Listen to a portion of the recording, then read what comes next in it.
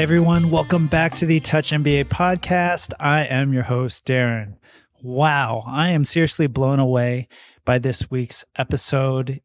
As some of you know, my favorite interviews are often with listeners of the podcast. And this week's guest, Bridget Pujals, was a former listener who came to Touch MBA for some school selection help, came on the show after she got into UC Berkeley Haas to kind of share her experience and offer some application tips, and recently just graduated from Haas. And Bridget's goal with the MBA was to launch a startup.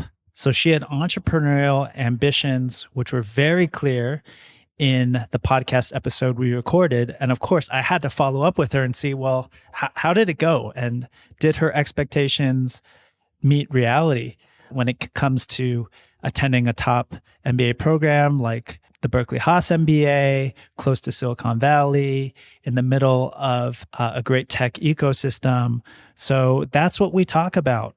And I think those of you who have entrepreneurial ambitions, who may be confused about whether getting an MBA is the right or wrong move, I think you're going to take away so much from this episode. Bridget really took the time to go deep into her experience, shared what worked for her, what didn't, what worked for some of her classmates, what didn't, and just gives a real clear-eyed view of the advantages and challenges of actively building a company during your MBA.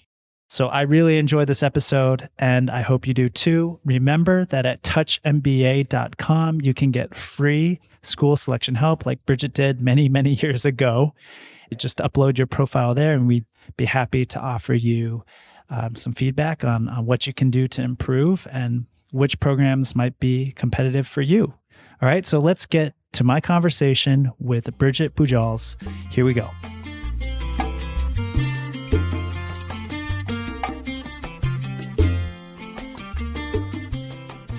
My next guest just graduated from the University of California Berkeley's Haas School of Business, where she was a full tuition merit scholar.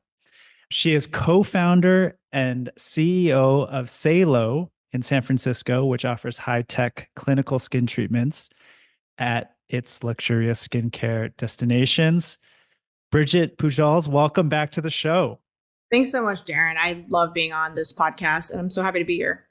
Yeah. And also for those of you who want to learn more about Bridget's pre-MBA journey as a product manager and how she got into a bunch of great schools like Haas, HBS, Wharton, and Anderson, do check out episode number 196, which I'll link to in the show notes. So in that podcast, I actually kind of twisted Bridget's arm and said, you're going to have to come back on after you finish your MBA so we could talk about, how it went. And now here she is. So thanks again for coming on the show. So in this episode, what I'd really like to cover is this big topic of entrepreneurship at MBA programs. We have many listeners who want to start their own companies. They're considering MBAs. And obviously the Haas MBA, has a reputation for being great for entrepreneurs, being close to Silicon Valley and San Francisco and all the tech entrepreneurship that's going on over there. So I'm really looking forward to learning from your experience at Haas. So let's get into it. Let's do it. I'm curious about how your post-MBA career plans evolved during your time at Haas. In our last podcast, like over 2 years ago, you were initially interested in pursuing something in the creator economy space. And I'm wondering how your plans evolved to co-founding Saelo and why. What do you mean, Darren? I don't think MBAs ever change their plans after they start their program. No, but exactly right. I started out, I knew I wanted to work on a couple of different ideas I had for ventures that I wanted to start. And so throughout the first year at Haas, I came in with a couple of testable hypotheses in the creator economy space. And I spent the entire first year of the MBA co-founder dating, building an MVP, building several MVPs, and on customer interviews and customer discovery for the business idea that I had called Meadow. And all of my classmates will remember that I was working on that all throughout the first year of my MBA. And actually, for those that go back to podcast episode 196, I specifically talk about how I really wanted to use that first year to start working on a venture rather than waiting to the second year. And that played a huge role in me selecting Haas. So in terms of how my post-MBA plans are different from when I came into the MBA, it was really the time I spent in the MBA testing and validating ideas, startup ideas, and co-founder dating that led me to the venture I'm working on now, the venture I'm leading now, which is Saelo. So during that first year of the MBA, I did a ton of customer interviews and research and built an MVP for a tool that would allow businesses to better display creator, user-generated content for their products on their websites.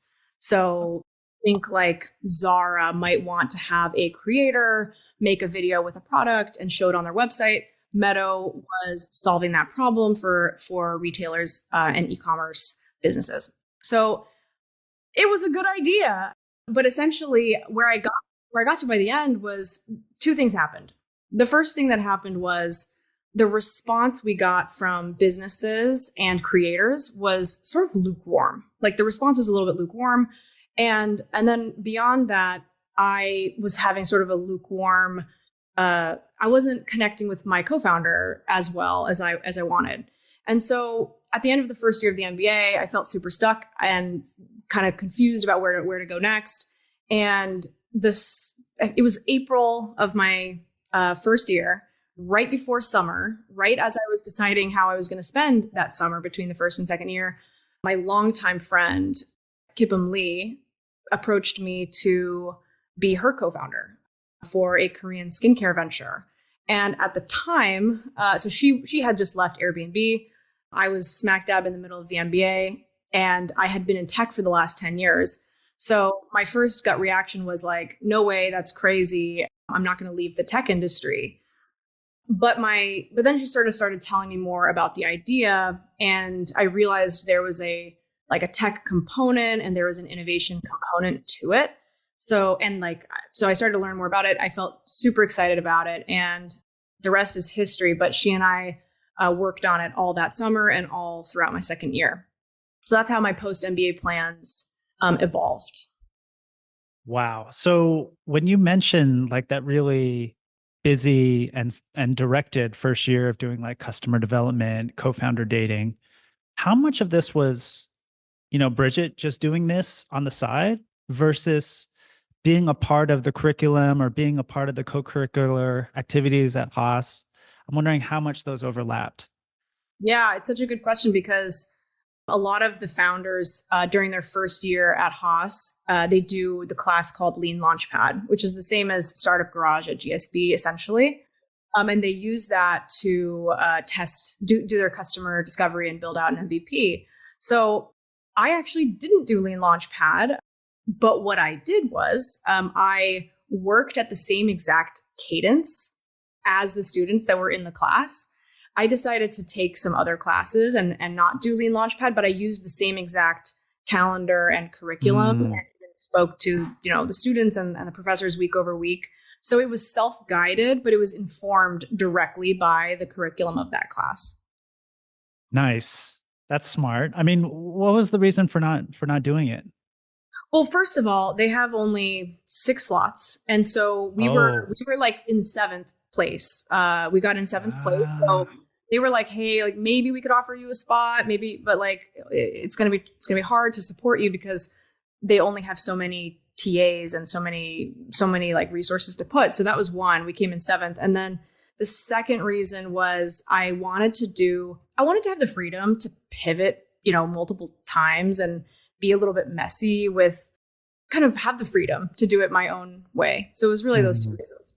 Yeah. And so this idea that you said of co-founder dating, like walk me through what that means, because like, are you meeting fellow MBAs and kind of like, feeling each other out, or is it other people at UC Berkeley or just people you're connecting with? Talk to me more about that. And so co-founder dating, it's a really well-known concept in like the startup world. so some people go through hundreds of dates, co-founder dates, to land on that right Wow. person, because it's essentially, this person's going to become your second, husband, wife, partner in your life if things go well. And so I was essentially getting recommendations from professors and students on who to set up co-founder dates with within the Berkeley ecosystem.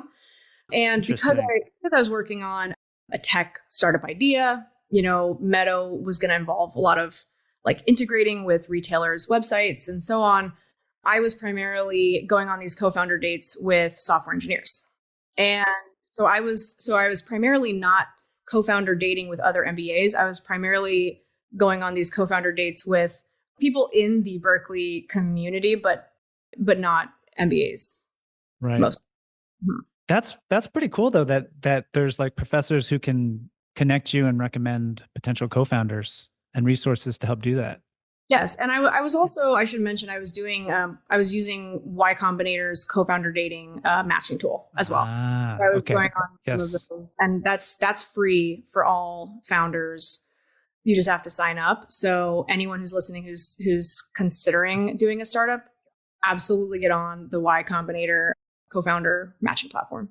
We'll link to that for sure in the show notes. And last question on this topic, like, were you ever tempted to just recruit for more traditional positions in consulting or tech or finance? I feel like the real question is like, did I want to be a broke founder? Okay. So that's absolutely true. That is the real question. Absolutely, yes. So at the end of the first year, I wasn't convinced that Meadow was going to be the big venture that I wanted it to be. And so I was a little bit unsure of where to go next. And I had taken a class on search funds, which is, we should link to a couple of things in the show notes for this. But I was heavily considering interning over the summer in kind of like private equity and search entrepreneurship instead of starting my own startup. So I wasn't tempted by consulting. I think as a product manager, I got a lot of the background and skill sets that consultants get. And I wasn't tempted by consulting, but I was tempted by some of the roles in finance and private equity, for sure. And I mean, how did you deal with that? Did you did you try to apply to some? What did you do? Yeah. So the steps I took, I spoke to every single alumni that I could who was succeeding in search entrepreneurship or search entrepreneurship financing. So I had like 5 or 6 conversations. I spoke more with those professors, and they all sort of said the same thing, which was that I could go into that, but it's easier for me to, if I suspect that I want to launch something from scratch, it's easier to use my second year to try a second idea and then recruit for finance sort of like at the end of my second year. So that's what I did. And then, it just so happened that my current co-founder approached me like right before the summer of my second year. So I ended up starting Saelo and didn't end up recruiting for that. And I ended up working on Saelo during that summer. So it was a little bit of happenstance. If I had gotten to the end of my second year and I wasn't convinced on the second idea, I think I probably would be saying right now that I was raising a search fund. Interesting. Yeah. Well, at least, that could always be something you could go back to as well, right? Yeah.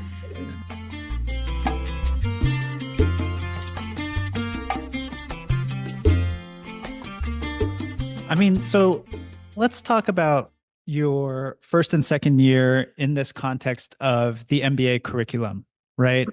Because you did mention in our last podcast that the MBA curriculum in free time looks different for entrepreneurs compared to most MBA applicants pursuing jobs. So my question is, what classes, other resources, events, networks, student clubs did you find the most helpful on your journey? Yeah, and to comment on what I give context to that statement of the curriculum looking different and the free time looking different. A really great example is class trips and social commitments. The MBA is there's an event every single day, every single night. There's an international trip that you can go on almost every, month. And as an entrepreneur, someone who is an active founder during the MBA, you have deliverables week over week to your advisors, investors, to yourself, to your co-founder. And it means that you need to spend your time differently. And I think what it meant for me was I just on like the logistics side of things, I made sure to bundle and batch all of my MBA commitments during the week. And it's such a small point, but it was like my classes were just Mondays and Tuesdays, or Monday through Wednesday. And the rest of the week was all Saelo and entrepreneurship related. So I think that's the first thing I want to say on this. And then in terms of just the sacrifices you have to make if you decide to be an active founder during the MBA is you're not going to be able to give as much to all of the different pillars. So in the MBA, you've got academics, you've got social networking, going on class trips, bonding with your classmates. And then you've got extracurricular leadership. So this is like case competitions, being the leader of the wine club or whatever it is. And then the final pillar is career development, right? So as an entrepreneur, that career pillar really like cannibalizes the other pillars. And so throughout my entire 2 years at Haas, I was only involved in one on-campus club that was outside of entrepreneurship related stuff. I only had a leadership position in one other student organization, and I had to say no to a lot of class trips. So those are some of the concrete ways that it involved that. How are you able to batch classes in 2 days? I mean, like from what I understand, they're quite demanding. So you're either really smart, really good with your time, or I mean, how do you do that? That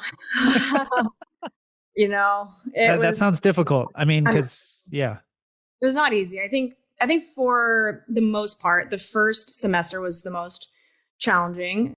At most programs, that's the one where you are doing more of the core curriculum, and it's typically a little bit more challenging, right? You're not in the later semesters, you get to take electives, and you get to, especially if you're working on a startup, you get to use your startup for a lot of the group projects.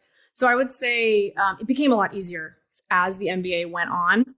It's really that first semester that is the hardest. And unfortunately, what it does mean is that you are behind in terms of like socializing and establishing your reputation in your class.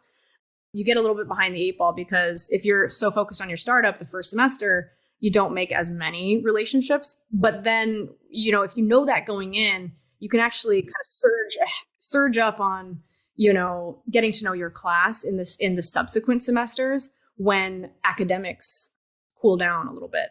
So I have specifics on which entrepreneurship related resources, and I'd be happy to link those directly in the show notes with you. But for Haas, there are 2 professors I want to call out specifically. And then I think I'll share the name of the course so that students considering other programs can look at these courses in their program. The first is the Search Fund course that I took. This is taught at other top programs. My professor was Jan Simon. He is like world renowned, and he was absolutely pivotal in defining the domain that I went after, and like helped my co-founder and I really hone in on the positioning for Saelo. And it was sort of through the lens of like, if we were going to raise a lot of money from private equity or raise a search fund, how would they be evaluating the category and the problem that we were solving? So the reason I mention this is that I don't think people talk about your professors as potentially the number one most valuable resource, but my contrarian view is that your professors are the number one resource for entrepreneurs. And you underutilize them at your own risk. You should be meeting with them outside of class. You should be trying to build relationships with them and really getting their input. And then I would say So another professor that had a huge influence on Saelo is Bill Pierce at Haas. He was the former CMO at Taco Bell, and he teaches the growth marketing course. So if you're at another program, growth marketing is just one of the most important skills for founders. And he was absolutely like pivotal in defining some of the things that we do at Saelo. And I would also just say, always be going to the competitions on campus, go to those pitch competitions, and be sure you're using your classmates.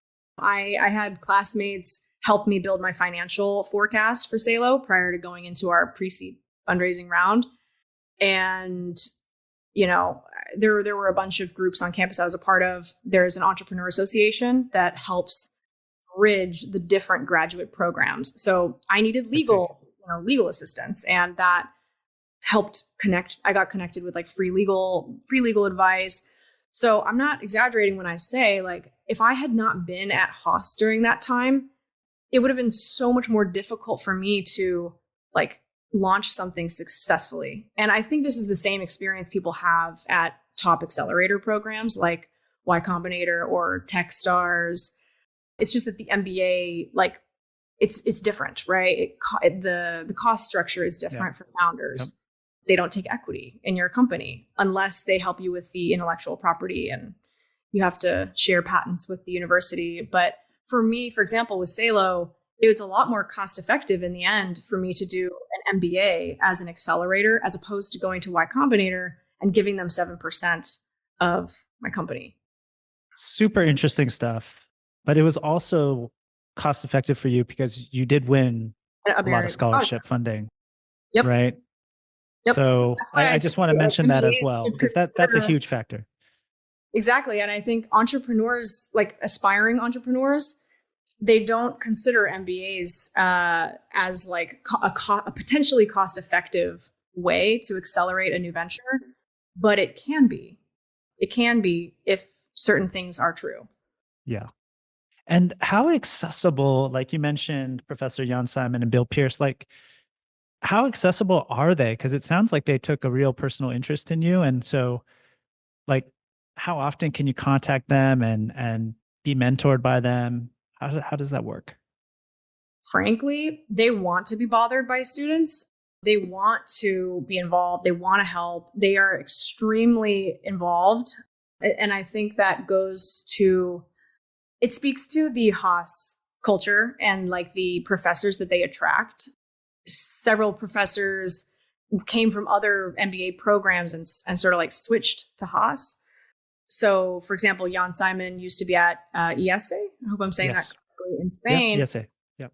And he's now at Haas. And so they are extremely interested in helping students. All I had to do was stop them after class, make an appointment with them, and they were just overflowing with like help. Yeah. And I just, a lot of these professors, they not only teach in business school, but they're consulting for a lot of these big companies and startups. So they're also like you're saying, hubs of connections to other people in the industry.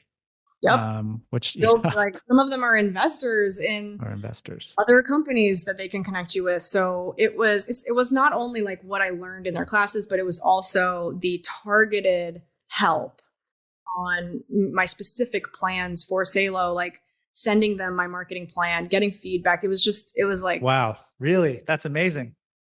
Yeah. That's great. So another question I had here is, you mentioned some of those key pillars like academics, bonding with your classmates, building those relationships, career development. And it sounds like, that first semester is really intense. Usually the typical MBA is really bonding with their class during that time and attending all the different activities and so forth. I'm wondering if you met any classmates that had different approaches. Maybe they also had entrepreneurial ambitions, but they kind of approached, those pillars differently over the 2 years. And whether you could share any other like case studies. Yes, I would say there are like two active founders that come to mind. When I say active founders, what I meant was there were two founders in my cohort that were also actively building a startup. There were more, but these two in particular, I want to talk about their approaches. One of them basically didn't care about academics at all. And I thought that was not necessarily the right approach because, again, the professors can be huge resources. So if you're not paying attention in their class, they're much less likely to help you. And so I thought that was like the wrong approach. But then I had the other one on the flip side was actually he was integrating himself more deeply in the broader Berkeley ecosystem. And that was sort of a tip that I took from him and something I learned from him to do was to get more involved in the other graduate schools, to get more involved in the undergrad community. And he's still a founder right now. He's working on his startup right now. And so I definitely learned a couple of different things. And I think there were a couple of classmates of mine who they're aspiring entrepreneurs, but they want to start something 3 to 10 years post MBA. And I think what I learned from them and their approach was to really set themselves up to get the learnings and the experience that they could recall easily 3 to 10 years down the line. So it was a lot of like, they really want the extra step to like download all the class PDFs, download all the materials. Oh my gosh. Huh. Annotate them. And then I even, there was one person who even went as far as to become a team member on someone else's startup team so that they get that experience. And actually that's really what Lean Launchpad, the class is all about, is even if you don't want to be an active founder post MBA, that's an opportunity to join a founding team and get the simulated experience. So I think for aspiring entrepreneurs, you absolutely want to do that. Yeah. So what is, this latter group, what is their mindset? Is it, I need to get a good job coming out of the MBA and then keep building my knowledge, skills, and network, and then launch something? Or am I missing something there? No, totally. I want to divide it into two categories. There's like maybe folks that need visa support and folks that don't. That's true. And so for the folks that need to be sponsored, but want to, like, because Haas is over 50% international, which was amazing for me as someone who grew up in California and was attending an MBA program in California to be interacting with like over half of my class being from other cultures and other countries was amazing. The folks that really need sponsorship, their mindset and their approach is like, let me get sponsored and I will most likely start something when I've saved up enough to do that. And just get settled in the US. So I have a classmate of mine who's currently working now at TikTok, and who knows, she might start something in 2 years. And then for the folks that don't need sponsorship, I think, so I have one I'm thinking of in particular, they typically have a skill or two that they want to hone, and they want a little bit more kind of confidence, and they want to have a little bit more experience under their belt. Or there's a domain that they want more experience in. For example, if someone wants to work in renewable energy, but before they were in the MBA, they were in something else, they might want to work at a company for 2 years, learn more about the domain, and then start their own, using the knowledge and the experience they gained, start something. Yeah, that makes sense. And the one kind of active founder you mentioned who really tried to integrate with the UC Berkeley ecosystem, how did he or she go about doing that? And this is kind of hilarious because that founder ended up dropping out after the first year. Interesting. Well, yeah, why? Like, I'd love to hear more about the founder. Yeah, I think it was his startup. He's still going with his startup, so it ended up sort of taking over his life, and it made sense for him to focus 100% on that. But up until that point, he was extremely involved in the Haas ecosystem. And so your question is like, why did he do that? Yeah. What did he do to try to meet tons of people and build his network? What inspired me so much was he spent a lot of his free weekends doing hackathons. So like the undergrad with undergrad or with any of the hackathons on campus, he was there. Any of the just opportunities to build stuff, he was involved in those.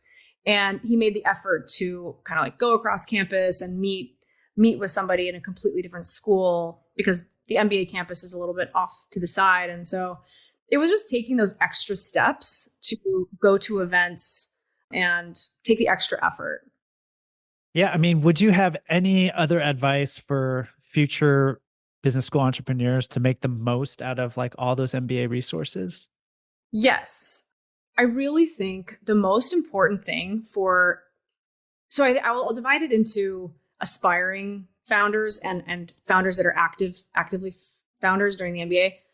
For aspiring founders, I think they should participate in these founding teams, and that is the lens with which they should view their classes and the takeaways from the classes. So really investing like the time and the effort to be on one of those founding teams.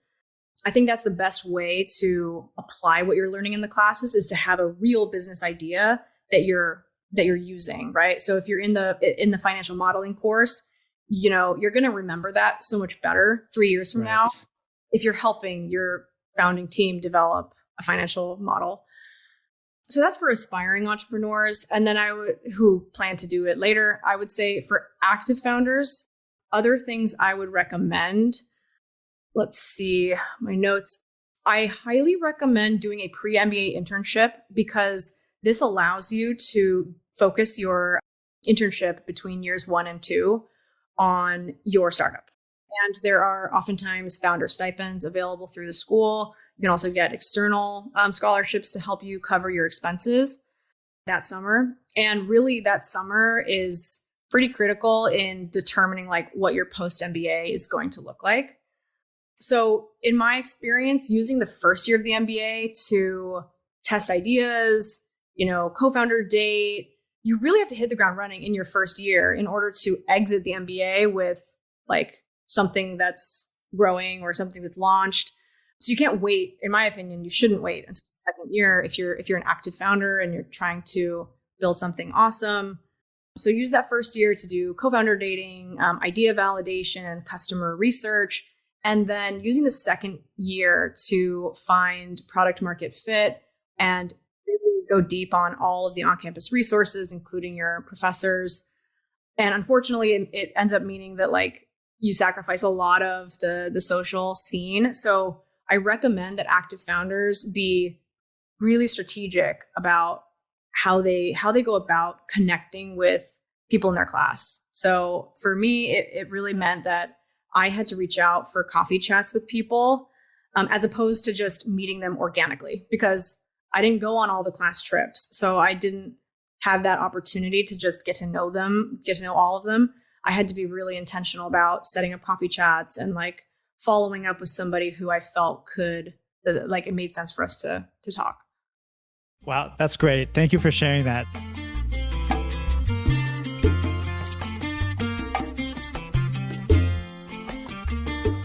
So I'm curious about the role of like just the student culture of a program. So I know Berkeley bills itself as like the place where you find people where they encourage confidence without attitude. Yeah. Right. They encourage innovation, these sort of buzzwords. But I'm wondering if you feel like that could make a difference when people are searching for the best program for their entrepreneurial goals. 100%. And I actually have to eat my words from episode 196, because I mentioned that I thought that the cultural differences across top programs were less pronounced in reality compared to how the programs make them seem. I have to eat my words, because Haas culture ended up being really something else. And the way I would describe it is they are the students, the professors, the administrators. They're the smartest, scrappiest people you will ever meet, that Wow. They can do 10 times what someone else can do with less budget and less of a team. And they are just the most like determined, smart, resourceful human beings on the planet. And on top of that, they are the most mission driven and kind of like caring and humble, and the closest culture as far as I understand, is MIT Sloan. They are also very like humble and smart and mission driven. So I do actually think that it had a huge impact on my experience as an active founder, because the professors were more willing to help me. My classmates were extremely willing to help me. And I was also surrounded by extremely like smart, capable talent. So I was never at a loss for how to, like, if I was sort of lost in how to achieve something for Saelo, let's say it's a financial model or something, it's just like help was like a text message away or an email away.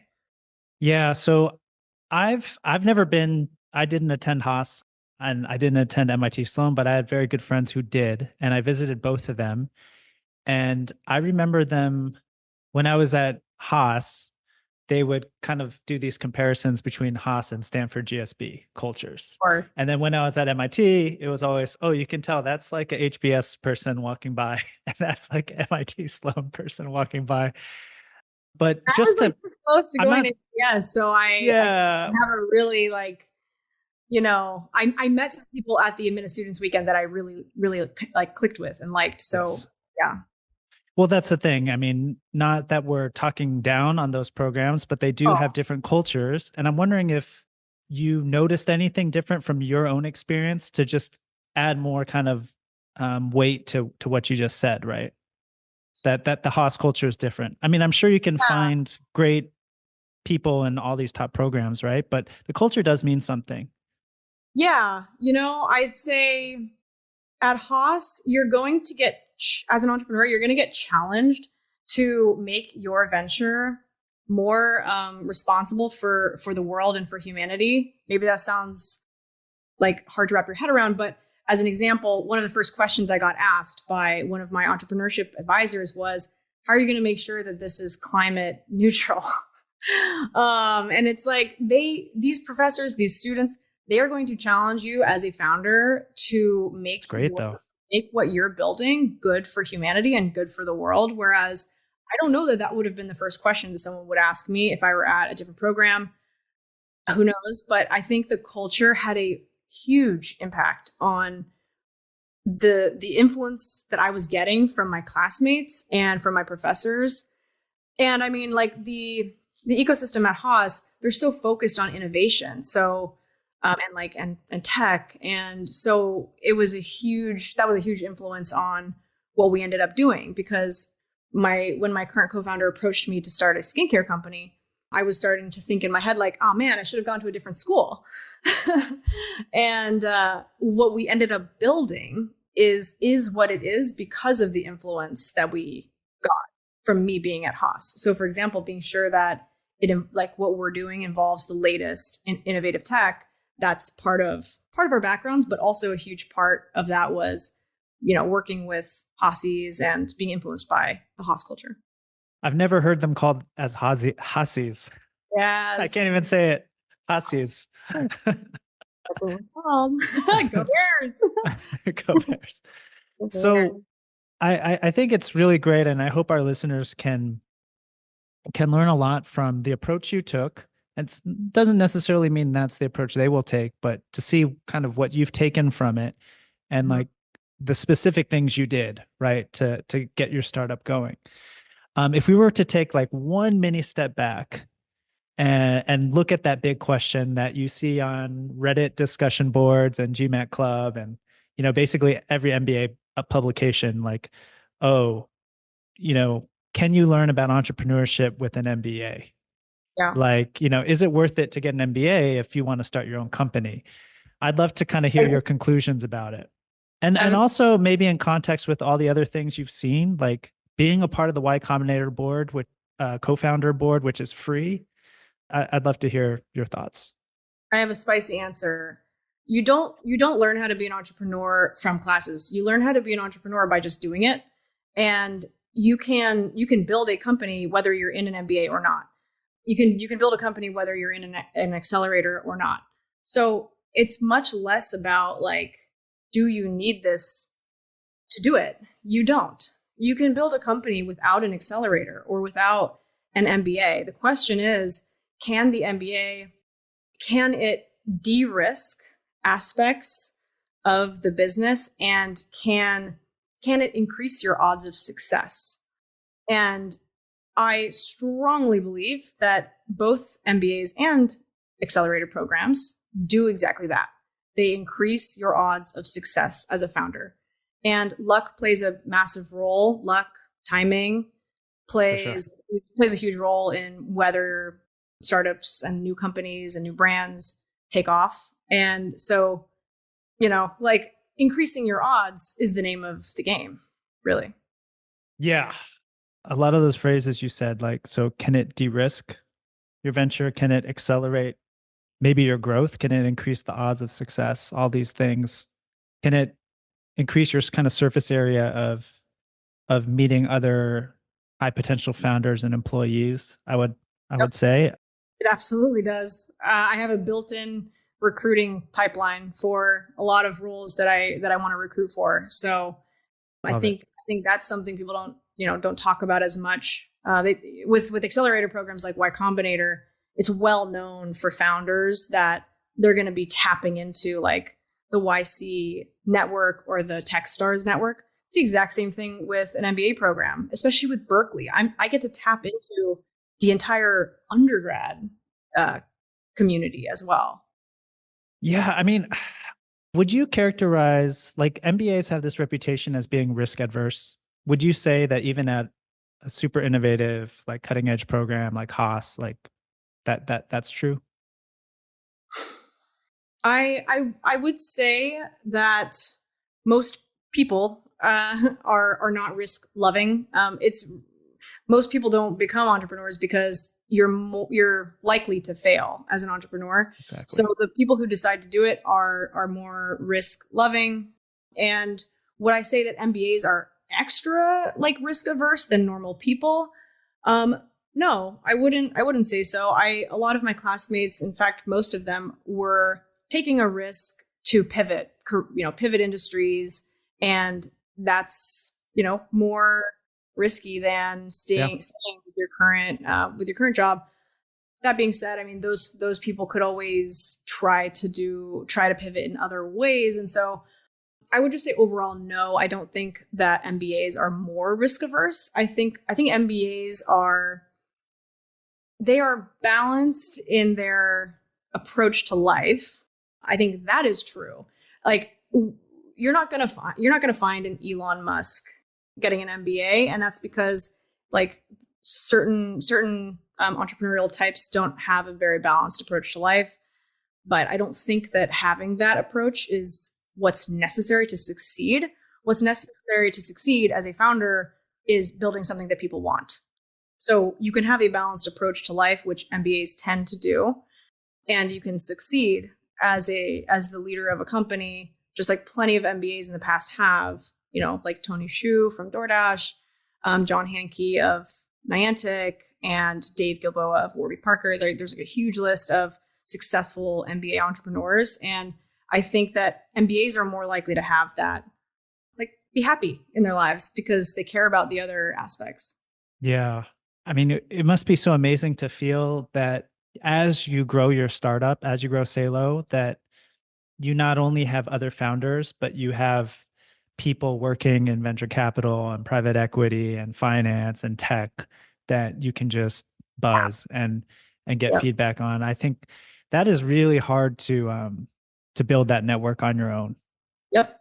I couldn't agree more. And I never would have gotten the access that I have to Jan Simon and Bill Pierce. I never would have gotten access. And sure, I mean, maybe I would have gotten access to some other advisor that I knew through Meta or whatever. Right. Yep. But like you said, it increases the surface area, and it increases the odds that you're going to have someone who's just a phone call away who can help you solve the extremely difficult problems you're going to face. Well, I mean, so in our last episode, I want to close with this question. You left our listeners with the final question, like the most important question someone applying for one of these very expensive, costly MBAs is, can the MBA give you what you want? Yes. And so did the MBA, after having gone through 2 intense years, did the MBA give you what you wanted? I want to preface this with saying that there were 2 points during my MBA program that I almost dropped out, that I considered dropping out.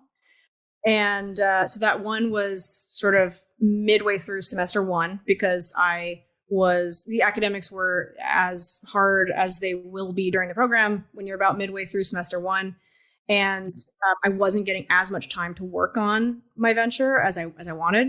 So that was point number 1 that I considered dropping out. And then the second time was like midway through year 1 and year 2, when I felt more strongly about a good fit with like my co-founder and the idea, and was considering whether it made sense to just spend the next year full time on that. And the MBA program absolutely gave me what I wanted, which was to kind of the time and the space to explore multiple different ideas. So if I had dropped out during that first semester, I wouldn't have been able to spend that second semester doing additional testing and talking to students and co-founder dating that ultimately led me to where I was in the summer. And the second goal I had was to develop a strong foundation in finance.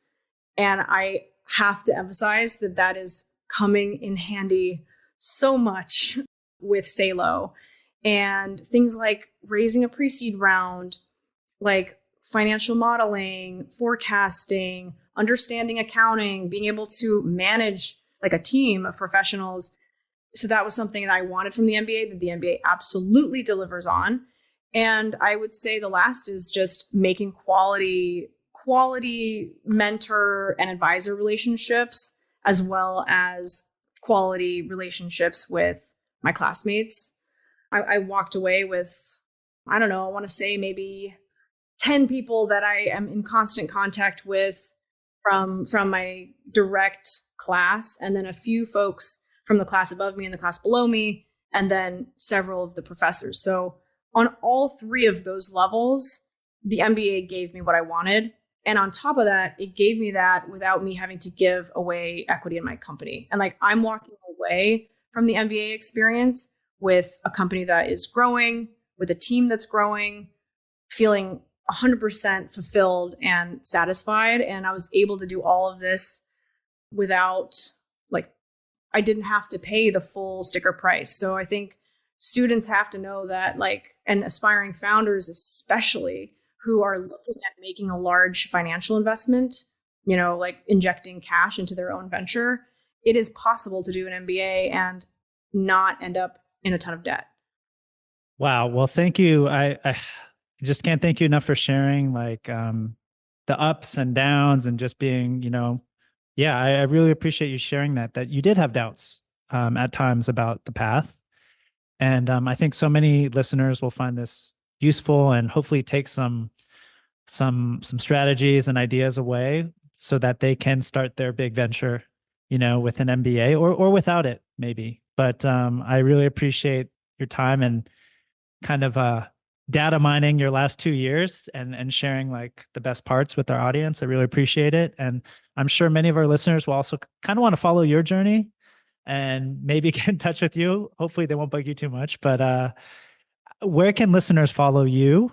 Like, it's such a lonely journey sometimes. So I'm actively like advising other Haas entrepreneurs that are in the classes below me. And I welcome outreach from really cool applicants, prospective applicants, current Haas, like anyone really. I'm super open. All my DMs are open on all platforms. LinkedIn's probably the best place to.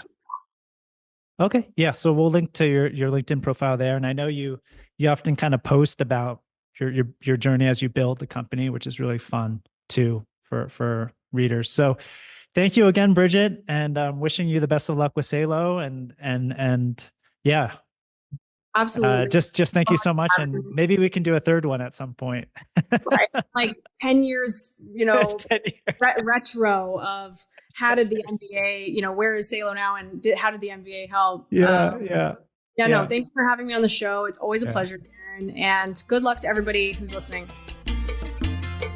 Thanks for listening to the Touch MBA podcast. Remember, you can get free school selection help and a profile review at touchmba.com.